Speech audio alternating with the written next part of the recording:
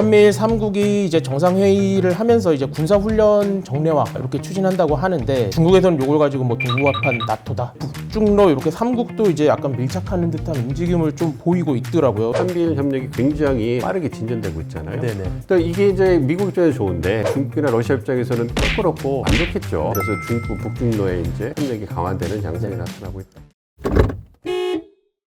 지금 윤석열 대통령이 이제 한미일 정상회담 위해서 이제 오늘 이제 출국을 할 예정인데 지금 아마 오전 9시 반까지 그 부친 발인을 하고 이제 곧 출국을 할 것으로 지금 예상이 되고 있습니다. 오늘 이제 정상회담이 이루어지는 장소로 이제 출국을 하는데 미국 이제 캠프 데이비드라는 곳이죠. 여기가 이제 외교적인 약간 상징성이 굉장히 큰 곳이라고 저희가 들었는데요. 좀 약간 간단하게 좀 설명을 좀 해주실 수 있을까요? 이 캠프 데이비드는 미국 대통령의 공식 휴양지고요. 그 네. 메릴랜드 주라고 그래서 워싱턴 D.C.에서 북서쪽으로 한 100km 정도 떨어지는 곳에 산맥에 산 그 위에 중턱에 있습니다. 그렇기 때문에 좀 이렇게 자연 환경이 굉장히 수려하고요. 이렇게 네. 좀 떨어진 현대 문명으로 좀 떨어진 그러한 전통적인 미국의 휴양지여서 네. 뭐 전통적 오두막집도 있고요. 관련된 부대 휴양 시설도 있고 이러한 부분입니다. 그래서 아무래도 이제 그 직무에 굉장히 그 열중하신 대통령이 이제 좀 휴식하기 위해서 네. 머리 좀 식히고 향후 국정 운영을 하는 그러한 공간인데요. 네. 이런 공간을 이제 그 외교의 중요한 결정을 할 때 네.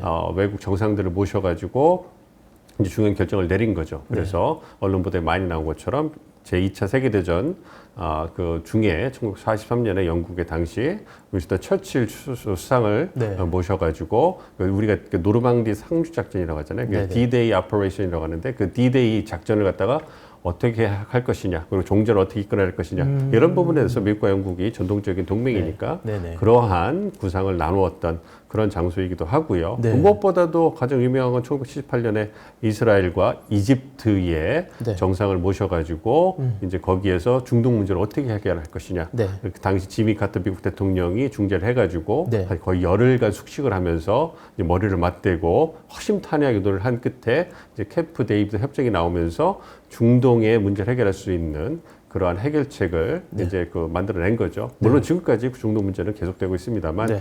그러한 역사적 그런 부분이 있습니다. 그렇기 때문에 이러한 역사적으로 미국이 중요한 결단을 내릴 때 사용하는 그러한 외교적인 상징성 있는 장소이기 때문에 네. 이런 상징성 있는 장소에 그 한미일 삼국 정상회의를 한다는 것은 그만큼 미국이 한국과 일본을 중요한 외교 파트너로 보여주고 있고 한미일 정상회의, 한미일 삼국 공조가 갖는 외교적 상징성, 안보에 있어서의 상징성을 갖다가 전 세계에 보여주는 그런 의미가 있다 이렇게 생각하고 있습니다.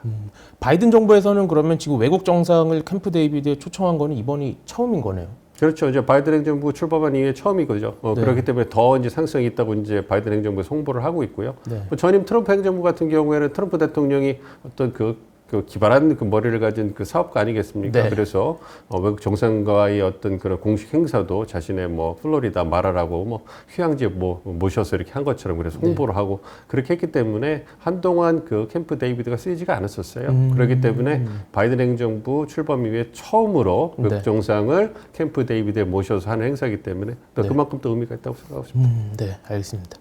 여러 의제를 이제 논할 것으로 보이는데 이제 의제별로 하나씩 좀 짚어보도록 하겠습니다. 일단 한미일 3국이 이제 정상회의를 하면서 이제 군사훈련 정례화, 정상회의 정례화 이렇게 추진한다고 하는데 뭐 중국에서는 이걸 가지고 뭐 동부화판 나토다 뭐 이렇게 이제 또 얘기를 하고 이러는데 이런 건 약간 어떤 의미로 봐야 될까요? 정상회의와 군사훈련 약간 정례화 추진.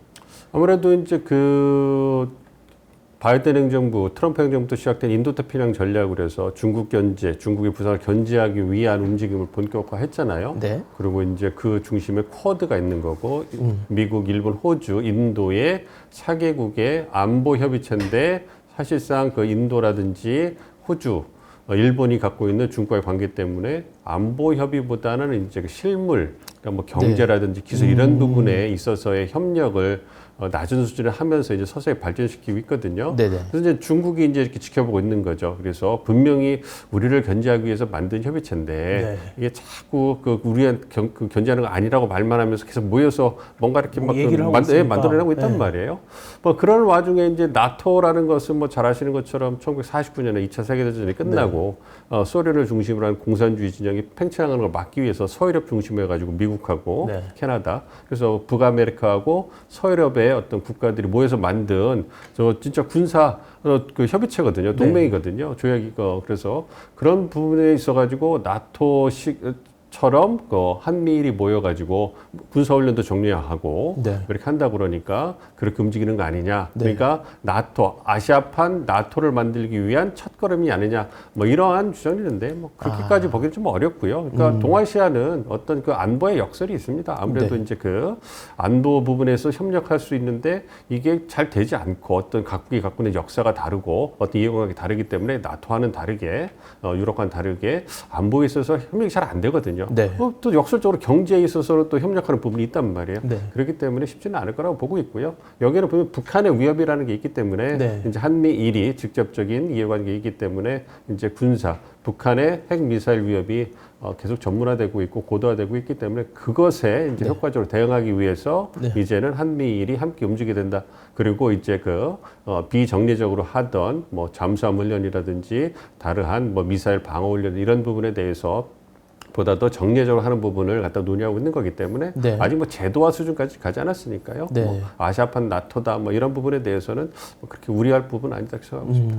어쨌든 뭐 중국은 이제 이런 한미일 움직임에 이제 굉장히 견제를 하면서 이제 반발도 이렇게 구조적으로 하고 있는데 이제 한미일 정상회담 얘기가 나오자 이제 북중러 이렇게 삼국도 이제 약간 밀착하는 듯한 움직임을 좀 보이고 있더라고요. 그래서 이게 약간 진영 대결 느낌으로 좀 가는 게 아니냐, 약간 동북아 긴장감이 커지는 거 아니냐 이런 얘기도 좀 나오는데 그런 쪽은 좀 어떻게 전망을 좀 하시나요? 그거는 아무래도 좀 저희 설득력이 있죠. 그러니까 바이든 행정부 들어서 중국의 부상을 견제하고 미국이 동아시아 아시아 태평양, 인도 태평양 지역에서 자국의 영향력을 유지하고 싶은데 네. 그러기 위해서는 중국을 견제해야 되는데 혼자 하기엔 좀 벅차단 말이에요. 네. 여기서 이제 동맹과 파트너, 미국이 자랑하는 전략 자산이라고 하는 동맹을 이용해서 이제 그 중국 견제를 이제 본격화하고 싶은 거죠. 네. 그래서 이제 그 영내에서 가장 중요한 동맹이 잘 아시는 것처럼 한국과 일본, 뭐 호주 같은 국가들이잖아요. 그래서 한국과 일본과의 협력을 강화하려고 뭐 하고 있단 말이에요. 네. 그래서 이제 다행히 이제 그 한과 일본 간의 역사 문제에 있어서의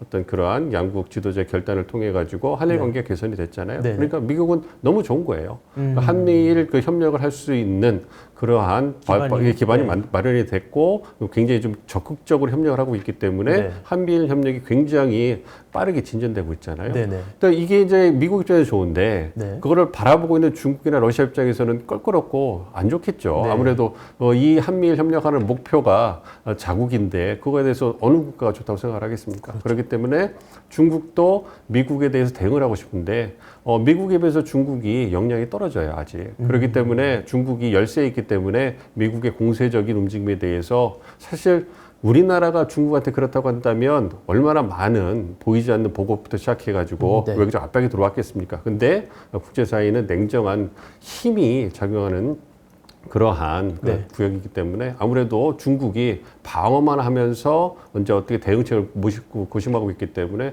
미국이 동맹과 파트너를 결집해서 압박을 한다면 중국도 똑같이 이제 대응을 해야 되니까 그래서 이제 러시아라든지 북한 이런 국가들과 함께 이제 그 연대를 강화가 있는 것이거든요. 네. 그렇기 때문에 한미일 협력이 강화되니까 그거에 대한 대응으로 중국도 뭐 러시아도 북한도 뭘 해야 될 거 아닙니까? 네. 그래서 북중로의 이제 협력이 강화되는 양상이 나타나고 있다. 네. 그렇죠.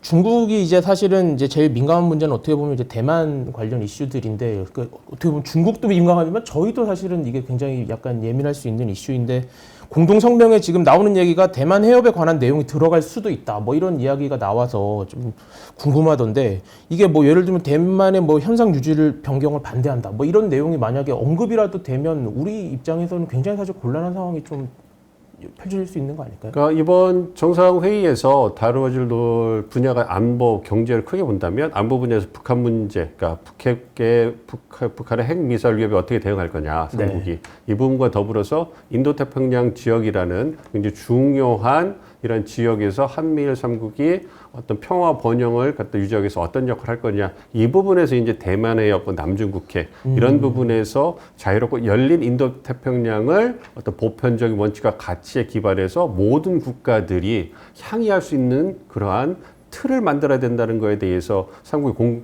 공감대가 형성돼 있는 거거든요. 네. 그러한 측면에서 이제 그렇다면 그러한 그 보편적인 원칙 기반 그리고 어떤 평화와 번영 이 부분을 가장 위협하는 국가가 어디냐 했을 때 중국이거든요. 근데 미국은 힘이 세니까 그 부분에 대해서 직접적으로 이제 중국을 공격할 수 있지만 네. 한국하고 일본은 그게 안 되잖아요. 그렇죠. 그렇기 때문에 말씀해 주신 것처럼 이제 굉장히 신중한 모습을 보이는 것이고 네. 그렇지만 이제 그 미국의 요청도 있고 그리고 한국과 일본이 갖고 있는 역량이 중국 직접적으로 거론하면서 이제 비난할 그런 수준은 아니지만 네. 그래도 보편적 원칙과 가치에 기반한 그러한 국제사회의 운영 원칙에 대해서는 할 말이 있다. 네. 그러니까 원론적인 수준이라는 얘기를 할 수 있다. 이 정도의 어떤 역량은 되거든요. 네. 그렇기 때문에 그런 부분에서 대만 해협과 남중국해에서의 어떤 평화와 안정을 유지하는 게 필요하고 그렇기 때문에 힘에 의한 일방적인 현상을 변경하는 그런 움직임에 반대한다. 네. 이 부분에 대해서는 얘기를 할 수 있는 것이죠. 네. 물론 중국이 그것에 반발할 수 있지만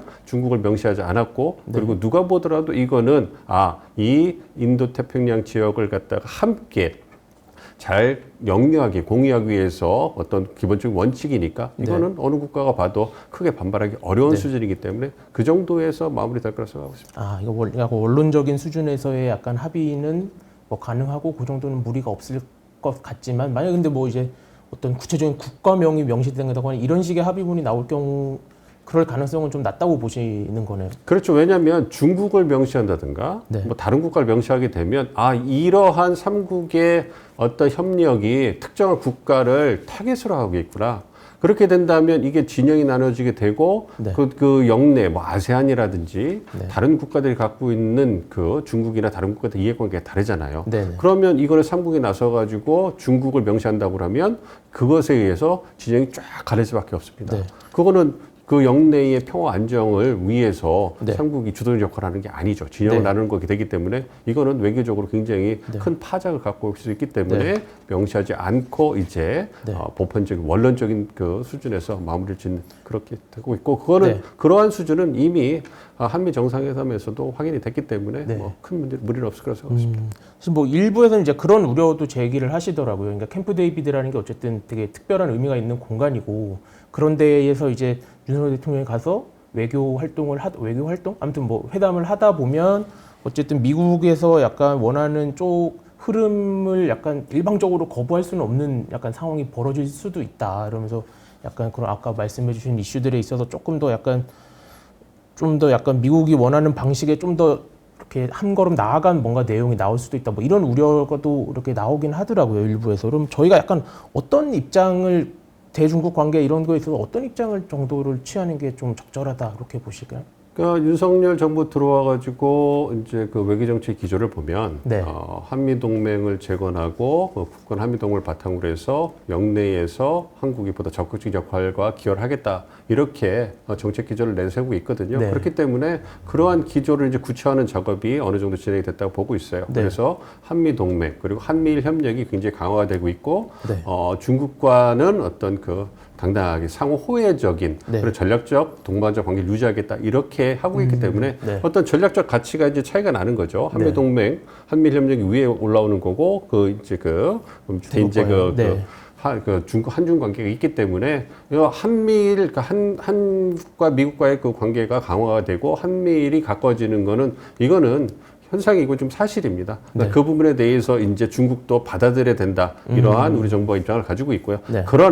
그러나 한미 동맹이 강화되고 한미일 협력이 하더라도 특정 국가, 중국을 타겟으로 해가지고 우리가 당신을 배제하거나 뭔가 이렇게 궁지로 보는 이런 건 하지 않겠다. 네. 이런 입장이거든요. 네. 그건 정책적 선택이기 때문에 네. 중국이 뭐 마음에 들지 않는다고 해도 그거는 존중할 수밖에 없는 그러한 부분이 있는 것이고요. 네. 그렇기 때문에 그러한 부분에서 한미 동맹을 강화하고 한미일 협력을 더 증대시키고 그런 와중에서 이제 중국과의 어떤 상호 호혜적인 관계를 유지해 나가려는 입장을 갖고 있기 때문에 네. 그런 움직임을 보이고 있는 거고요. 네. 그래서 그러한 정책 선택을 하기 때문에 그 부분에 대해서는 계속 이제 발전돼 나갈 거기 때문에 우리가 지켜봐야 될까 생각하고 있습니다. 네.